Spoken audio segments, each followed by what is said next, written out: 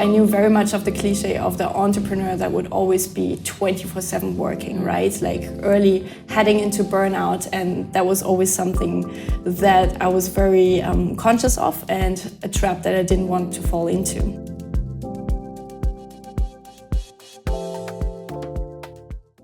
Hello and a very warm and healthy welcome to the Nutrition Zurich podcast. I'm your host, Cindy, and today I'm so excited to introduce you to an incredible guest, Luise Ammerschuber.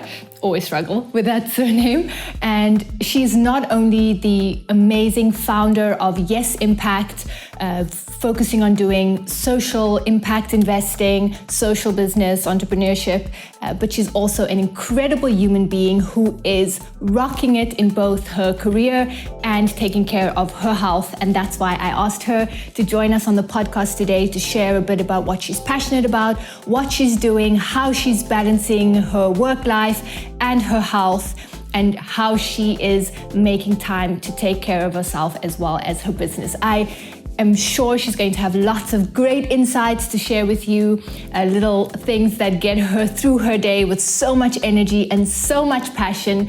I can't wait to have this conversation with her and then share it with all of you. Hello, oh my goodness, welcome Luise. Thank you so much for being here. I know you have such a busy schedule, so I really appreciate you taking the time to be here. Thank you so much for the invitation. Such a pleasure to be here. Amazing. So I'm going to get straight into it and ask you a quick question about what you were dreaming about last night. Dreaming in the sense of what was going through your mind when you were going to sleep last night, when you're getting into bed, and then also what got you out of bed this morning. And I'm not referring to your alarm clock, if you use one, but more what are you passionate about at the moment? What can you not stop thinking about? What gets you really excited in the morning when you start your day? Well, first of all, of course, I was thinking about your podcast because it was one of my first meetings of the day. So I was super excited for that, and also talking about a really different angle on my work as an entrepreneur. I'm currently in the process of starting a new NGO next to my consulting company and my keynote speaker career. So I'm super involved in that process at the moment. I already have projects in Uganda working with local entrepreneurs and their communities. And I really want to make these projects bigger, expand them to other countries. So that's definitely something that was on my mind yesterday. And I was super excited to work on it today. And then also I got up and was just looking forward to a great day, like filled with good meetings and meeting inspiring people. Just a great day to look forward to. Oh, incredible. All the more thanks to you for really making the time to come here. So you're starting an NGO. Are you doing that with some support, some collaboration? Are you charging ahead on your own? Tell me a bit about the structure of your big project coming up. Well, I've always focused, especially through my consulting company, on the sustainable development goals, on empowering entrepreneurs around the world. And I launched my projects in Uganda about, 3-4 years ago. Okay. And because of my consulting clients there, the projects gained a lot of attention as well. So a lot of people got really interested. There was more corporations as well that were really curious about it and wanted to invest in it as well. Get involved in the charity aspect as well. And so what first was more of a smaller passion project, I now want to make sure that I can collaborate with lots of clients around the world about it, also involve a lot of new technologies in the projects. And this is why I'm launching it now. It's called Yes Circle after my TED Talk. Yes Circle. So and your company, as I already mentioned in the intro, is called Yes Impact. Yes. So amazing. I love the messaging. Probably most of the people who are watching this podcast have heard about it and know about it, but could you share just a little bit? So yes, what the yes stands for, and then of course a little bit about the circle as well. So yes is your empowerment and support circle. It's the really powerful circle of friends, family, business partners around you that keep you grounded, but also keep you inspired, push you to higher levels. And really the community around you that helps you achieve your dreams. So I named my whole brand after it actually. Yes Impact, so that's your empowerment and support services. And the NGO Yes Circle, of course, because it will be focusing on really creating strong communities in different countries around the world that help you to level up on your finances, on entrepreneurship, and also to help your community around you. Okay, so you've got community, you've got an NGO, brewing. Where and why I've really wanted to connect with you here is to ask you how you find this balance. You sounds like you have an amazing support network when it comes to your career and your passions and what you're doing. How do you support yourself in having the energy, the vitality? Because I can say I've been around you now just a few times and you're always full of life, full of energy, bubbling, smiling. And I know that that comes from a place within. How are you supporting that through what you're doing on your day-to-day life? Well, thank you so much. That's really kind. For me, I think it's because it was always a passion project. So since I was a small teenager, I think it was about 12, 13, 14, when I knew that I wanted to focus on sustainability, social impact, contributing to solving global challenges. And because of that, that has always been my driving force. So also my compass in life. But I also realized that the problems we have in our world are pretty endless. So there will never be a day where I don't have work, basically. And I knew very much of the cliche of the entrepreneur that would always be 24/7 working, right? Like early heading into burnout. And that was always something that I was very conscious of and a trap that I didn't want to fall into. So for me, it was setting very clear guidelines for myself as well. As soon as I started my entrepreneurial journey, which was roughly around 6 years ago. And I remember I decided to go 100% self-employed and people just said like, oh, you're just going to overwork and burn out anyways. But for me, I said, no, I'm not going to fall into that trap. So I will have, for example, be strict on my weekends, like hardly ever work a weekend, try to never have lengthy periods of extreme stress. So what I mean by that is even for myself, I will have times where for 3 weeks, 4 weeks, I really have to just go. So that means evenings, some weekends as well. Yeah. But these times will only happen like maybe once or twice in a year. So I'm really strict with that. And I will make sure that after that, I have a long period of holidays or just more relaxed work just to balance it out again. Yeah. So did you've been doing this for 6 years, right? So did you always have that system, or was it something that you felt like, I'm not managing it well, I have to create a system, or I have to get into the system? Was it from the get-go? Oh, absolutely not. I remember when I got started, the first, 4 months, I was working day and night, really. Yeah. But I had so much fun as well because it was the initial period. So I was full of energy. I just wanted to get off the ground. And I was very grateful. I mean, I was obviously a lot younger then as well, that I put in this energy because this way I laid a great foundation for the rest of my my company, Yes Impact.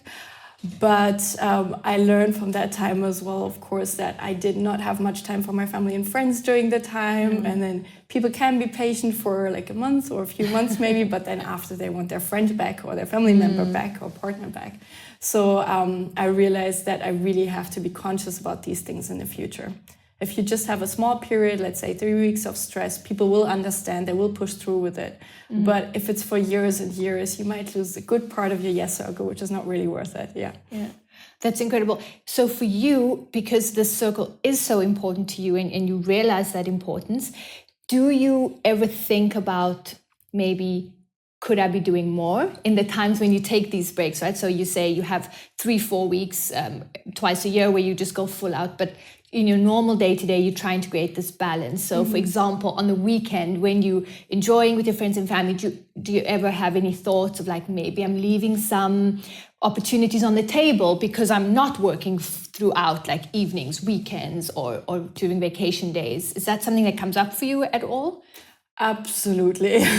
But worse some years ago, I would say, because now I know how to keep my balance. And that means also that I want to make sure that I have a good balance in my mind so that I can still be full of energy. You mentioned it, every time you see me, I'm happy, and I want to keep on going like that, right? I don't want you to, every time you see me, be like, oh my God, that girl is just burned out, like, gosh. And like intense and stressed. And it will not be very appealing to you as well. It's not a person that you want to hang out, that you want to do business with. So for me, I always felt like what I'm doing in life is a calling as well. And I have a responsibility to keep myself in check as well, to keep myself happy and the energy going.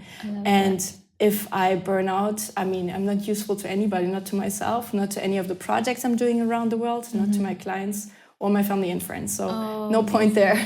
So it's not only that you're doing, having sustainability in what you do, but actually that you yourself are trying to live in a way that's sustainable, that you can keep on doing what you're doing for the next 40, 50, 60 years. So for you, what does that structure look like? Is it maybe on a daily basis, if you want to take us that detailed, or on a weekly basis? Do you think about doing with fitness, or how you go about the nutrition that you do, or taking care of your mental health? Is there a structure?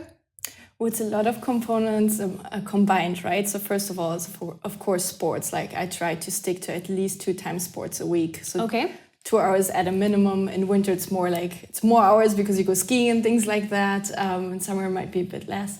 And then also for mental health, of course, I love things like breath work, for example, to calm me down, meditation, to work through your problems as well.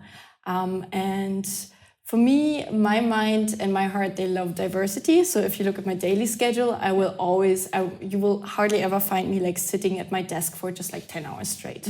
I would get bored out of my mind, I think. So even if I have a business meeting, I prefer to like meet by the lake with them, or go on a nice walk, or meet in a really cool cafe or something like that, just to mix up my day. And the same for my working schedule, actually.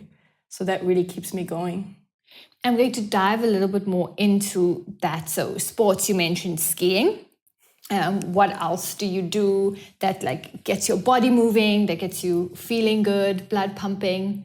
I love any type of martial arts, fighting sports. I love boxing. So I need to watch out. Stay on your good side. Krav Maga and street fight, I love those. They really give you a lot of physical and mental strength as well, which I travel a lot to very dangerous countries in my career as well, around the world. So I need this toughness as well on the ground. I also love yoga to keep it balanced as well, as an exchange, and then any type of water sports. So I love anything from, I don't know, kayaking. I had my own kayak for many years here, and any type of sports in or on the water. Oh, gorgeous. I know that you've spent time in South Africa, and specifically Cape Town. Did you go kayaking when you were there? I did everything you could possibly do. I don't think there's a thing in Cape Town I did not do, Because going kayaking with the penguins like around you, that's incredible in Cape Town. So I can see how much you would enjoy that. Okay, so I'm mentioning South Africa, you were mentioning doing this martial arts and feeling like you are strong in your body, feeling like you're in control of your body. How does that help you with being in dangerous places, or even maybe being in situations where you feel like you need to be powerful and confident? Sure, that is a very good question. I think first point it gives you is just a lot of stability, and especially I teach security trainings around the world as well. Okay. And especially traveling as a woman, you face a lot of security risks. I mean, you can imagine it's the same in Europe, but it gets worse in many other countries in the world. And the challenge of a lot of women is when they get attacked, they freeze up a lot. So what martial arts teaches you is you're definitely not going to get out of every single situation, but it definitely teaches you a lot of strength and how to react to certain types of attacks as well. So that means a lot. And I do involve the self-defense trainings in my security trainings around the world as well, which is always a great experience. And you could see like the tiniest lady getting attacked by a huge guy. And she just throws him around and gets out of the situation. It's pretty amazing to see. Yeah.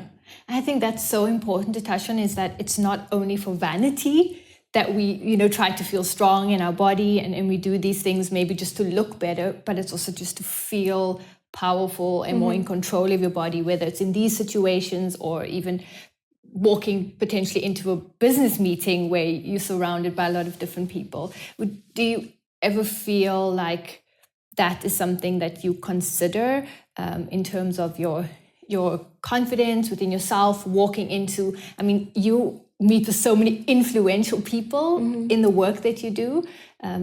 How do you feel that sets you up for success going into those kind of maybe not such physically intimidating places, but maybe more mentally intimidating spaces? Great point. You definitely become very strong mentally as well, and not very easily intimidated by things. And it also teaches you a lot of balance for your mind. So it means that you will not get so confused or so irritated by things very quickly. And that helps me a lot in my client meetings, my business meetings as well, or in difficult negotiations as well. Just keeping a cool head and remaining leveled and entering that space with a lot of confidence as well. Nice. And then you're also doing yoga to get the effect of the yin and the yang, the balance. Do you practice that at home, in a studio? How do you do that when you practice? Always yoga? Depends on how much time I have. So if I have time, I'll go for a good 90-minute session in the studio. Lovely. I also I love the breath work and the whole Wim Hof cold water. That was a huge change in my career as well, and in my life. I love practicing that, but if I don't have a lot of time, then I'll just opt for like a short yoga session at home or a short meditation. Especially meditation, you can always squeeze it into your day. You can even do it while walking, while cleaning your kitchen or anything. It's very versatile and it can help with a lot of your challenges. Yeah. Great point. And that's something that I often share with people that I work with. You can even, especially when you get used to practicing some kind of either breath work or meditation practice, you can even do it while you're on a tram, while you're commuting. Like when you learn to kind of take control of your thoughts and just guide, you can do it anywhere. Just before meeting, do you have any rituals before? So you are a TEDx speaker, ladies and gentlemen. We have an incredible superstar in our midst. So before you go on stage, before you do a big presentation, are you doing some sort of breathing or some sort of practice? Because I know some people 100%. get very nervous with public speaking, but you're a keynote speaker. It's part of your work that you do. So how do you, or is it just super easy for you?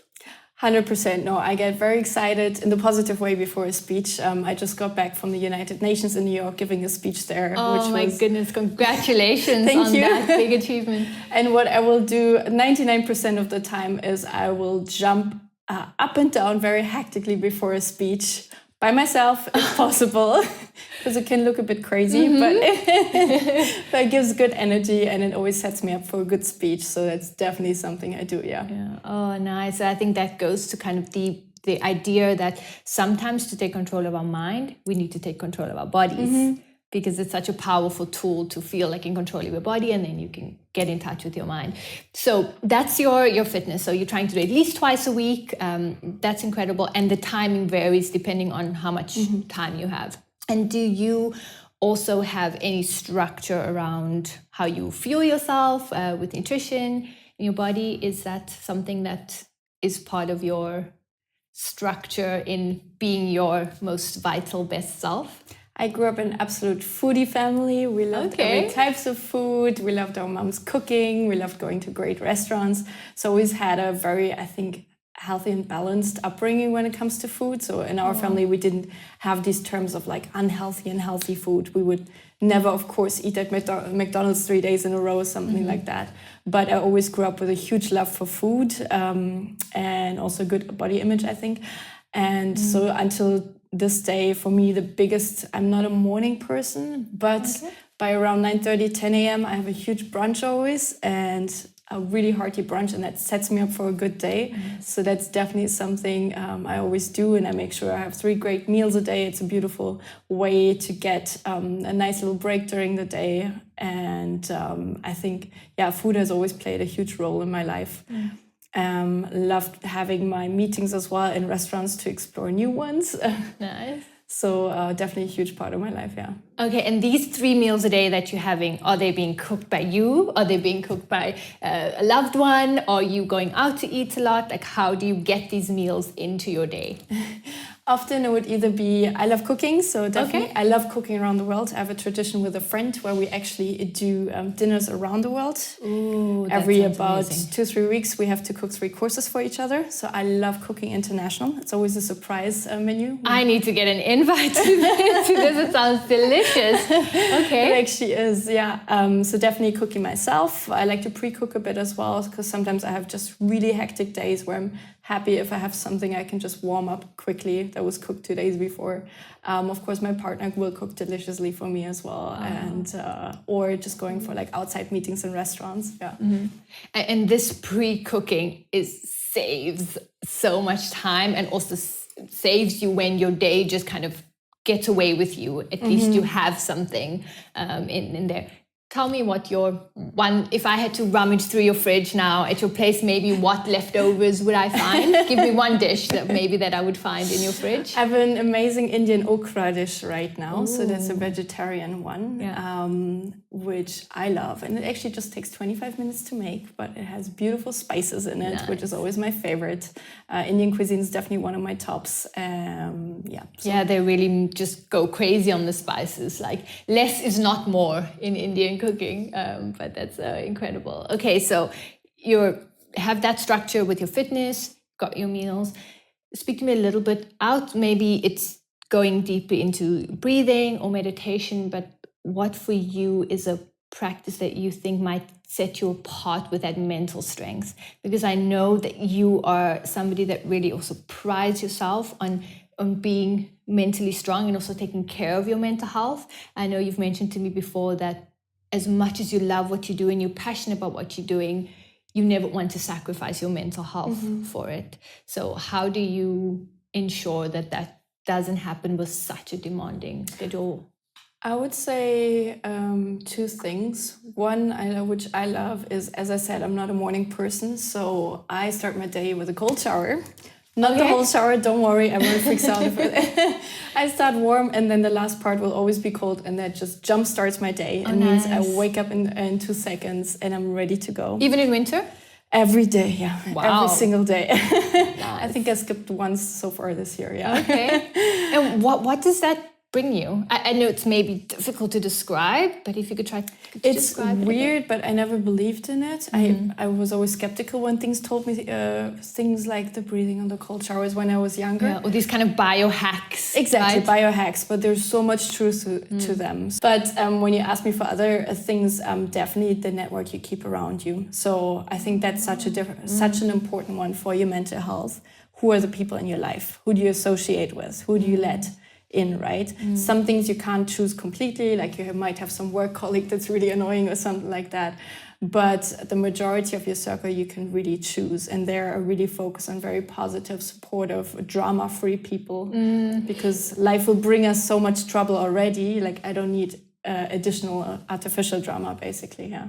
So just being very conscious about the people in your life. Love that. I love it because there's this idea about social health as well. And it sounds like that's what you're speaking about there. That plays such a big role into mental health, emotions, then the people around you, social.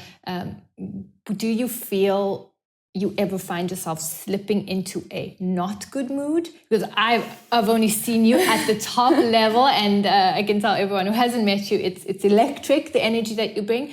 Is there ever a time where you're down in energy or you're down in mood?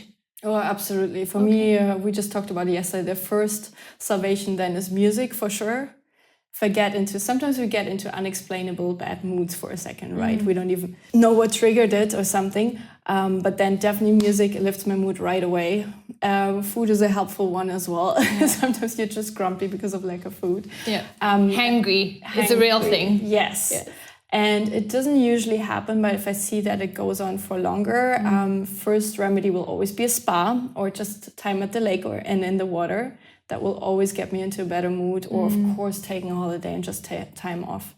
But I don't remember the last time I was in a lengthy bad mood. Yeah, I think that's so powerful, because often when people see someone like you who's so positive all the time, they kind of maybe have this false perception that you are like that 100% of the time and you never get moody or you never have a down phase. But I think what you mentioned is so key. It's when you live this type of lifestyle, it's just that you snap out of it quicker.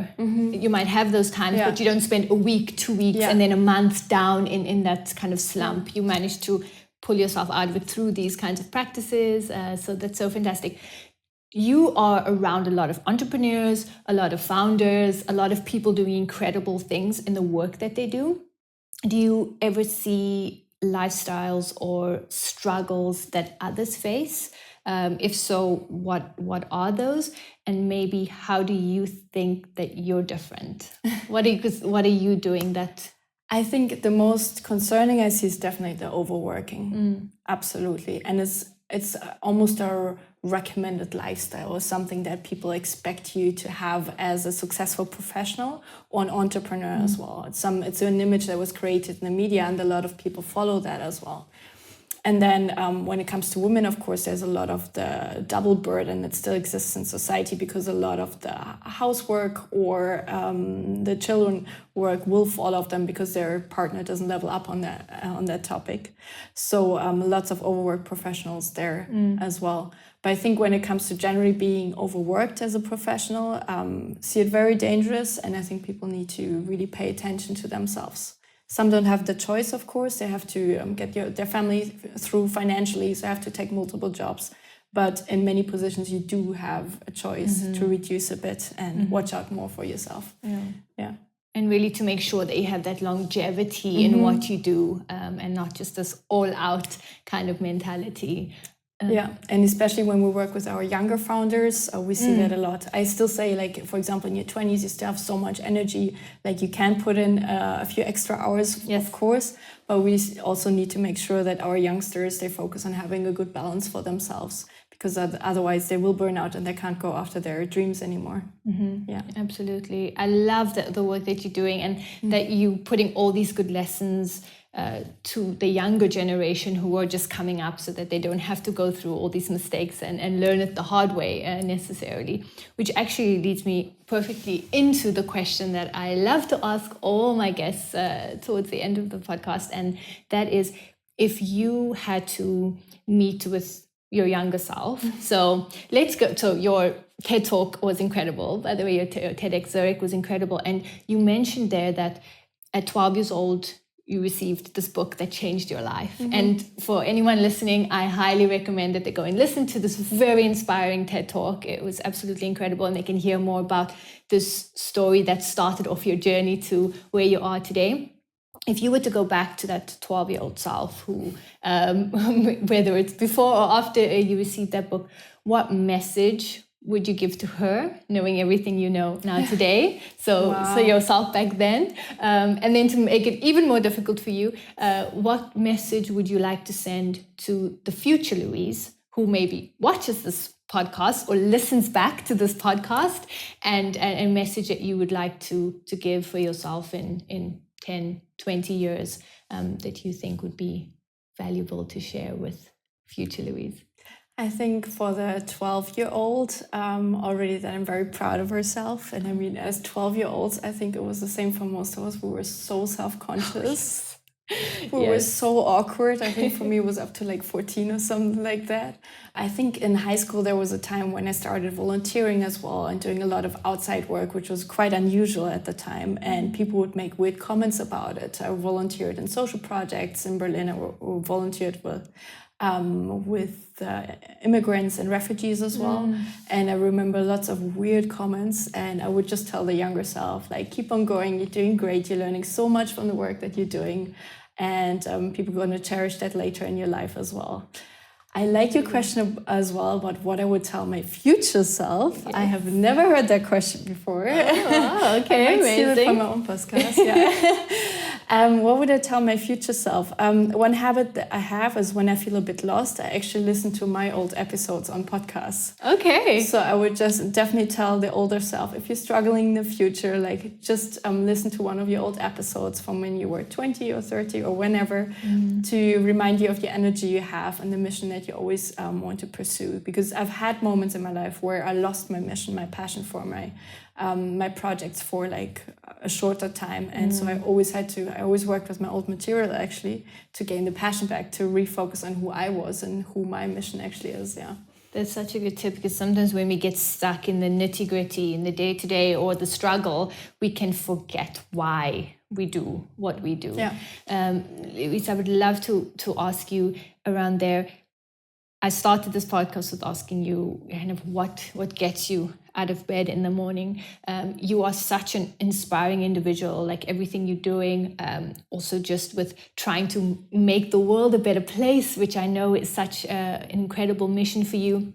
And just for me personally, like when I look about the Sustainable Development Goals, this mission to end hunger, for example, is also something that's so close to my heart. And know that you do so much in communities who really need it. Do you have any message for others out there who feel like they want to do something, they want to give back, but their lives are so busy already, they feel like they don't just have the capacity to not only work on their own health and their own goals, but then also to try and give back and try to help others? Do you have any advice, tips on how somebody can maybe start small or do something that can give back?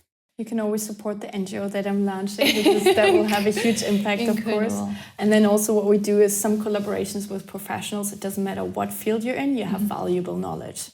So for example, we had one, she was advising influencers actually. She was an expert on the different social media platforms, and she said, I would love to help with my work, but I have no idea how. Oh, yes. How does it make any sense in, for example, in a local African context or so? And I said, that is excellent actually, because a lot of the NGOs on the ground, they're struggling to gain awareness for their projects. They're doing amazing work. So why don't you advise them on how to use the social media more effectively? So she went on to do that. And so anybody, and that was just, I think, about an hour of her work. So anybody can squeeze that into their busy lives as well. Do get in contact, see how we can collaborate. Fantastic. So how do people get into contact with you? Where can they see more of what you're doing, the exciting and very important, valuable work that you're doing? Please share with us. Definitely follow me on LinkedIn, on Instagram. You easily find me there. Send me a message or do approach me when I give one of my keynote speeches as well. And I think that's a great way of reaching out to me. Lovely. So you're based in Zurich and you're also attending events. And I can say from my experience around you, come up to Luise, because you're always so happy to speak to people. You're not just there giving a keynote or presentation, but you love to connect with the community, to have real conversations after, to sit back and enjoy a drink as well.